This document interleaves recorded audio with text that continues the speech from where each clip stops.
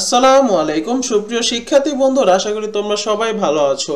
আজকে আমি এসেছি চতুর্থ শ্রেণীর শিক্ষার্থী বিন্দুদের জন্য।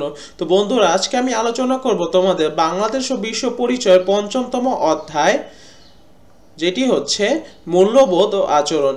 চলো বন্ধুরা, আজকের এই অধ্যায়টি শুরু করা যাক। তো বন্ধুরা, চলে এসেছি আজকের অধ্যায় মূল্যবোধ আচরণ। তো এখানে আমাদের প্রথম পার্টটি হচ্ছে ভালো হওয়া ও ভালো কাজ করা। এখানে মূল্যবোধ সম্পর্কে তোমাদের বলা হয়েছে এবং আচরণ সম্পর্কে তোমরা কিছু ধ্যান ধারণা নিতে পারবে। এরপরে তোমরা একটি ঘটনা সম্পর্কে জানতে পারবে। তারপর এখানে একটি চার্ট দেওয়া রয়েছে, ছকটিও তোমরা দেখে নিতে পারো। তো চলো বন্ধুরা, আমরা চলে যাব এই অধ্যায়ের অনুশীলনী পর্বে। তো বাংলাদেশ ও বিশ্ব পরিচয় চতুর্থ শ্রেণী পঞ্চম অধ্যায় মূল্যবোধ আচরণ অনুশীলনীর সমাধানগুলো একটু আমরা দেখে নিব।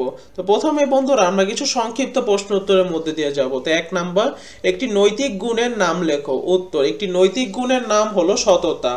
2, নম্র স্বভাবের মানুষ কেমন আচরণ করে, তার একটি উদাহরণ দাও।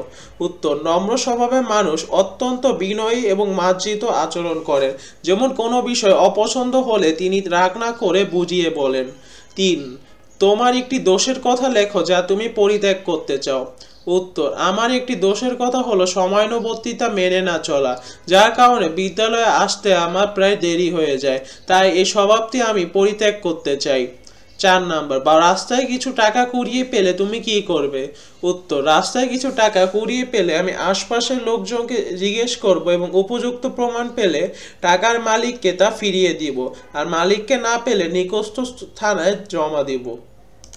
এরপরে বন্ধুরা, আমরা কিছু বর্ণনামূলক প্রশ্নের মধ্যে দিয়ে চলে যাব। তো 1 নাম্বার, মূল্যবোধ ও আচরণের মধ্যে পার্থক্য কি? উত্তর, মূল্যবোধ হলো বিশ্বাস এবং আচরণ হলো তার প্রকাশ বা কাজ। আমরা যে ধরনের আচরণ করে থাকি তা আমাদের নৈতিক গুণাবলী বা মূল্যবোধ দ্বারা পরিচালিত হয়। নিচের ছকের মাধ্যমে আমরা মূল্যবোধ ও আচরণের পার্থক্যটি বুঝতে পারি। তো এখানে আমরা একটি ছক দেখতে পাচ্ছি এবং একদিকে মূল্যবোধ এবং আরেকদিকে আচরণ রয়েছে।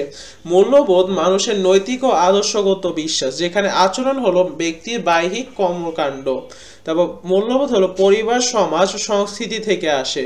আচরণ হচ্ছে মূল্যবোধ পরিস্থিতি ও আবেগের উপর নির্ভর করে। এরপরে মূল্যবোধ সাধারণত দীর্ঘস্থায়ী এবং পরিবর্তনশীল নয়, তবে আচরণ ও পরিস্থিতি অনুযায়ী পরিবর্তন হতে পারে।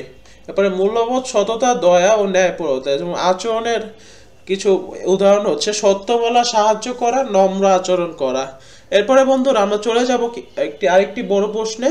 নৈতিক গুণগুলোর মধ্যে কোনটির মাধ্যমে তুমি সুপরিচিত হতে চাও?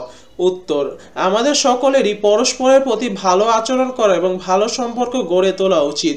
এই ভালো আচরণ করাই হলো নৈতিক গুণ। আমি নৈতিক গুণগুলোর মধ্যে সততার মাধ্যমে সুপরিচিত হতে চাই, কেননা একমাত্র সততার মাধ্যমে অন্যরা আমাকে বিশ্বাস করবে, আর পরস্পরের প্রতি বিশ্বাসের মাধ্যমে আমরা একটি সুষ্ঠু ও সুন্দর সমাজ গড়ে তুলতে পারি।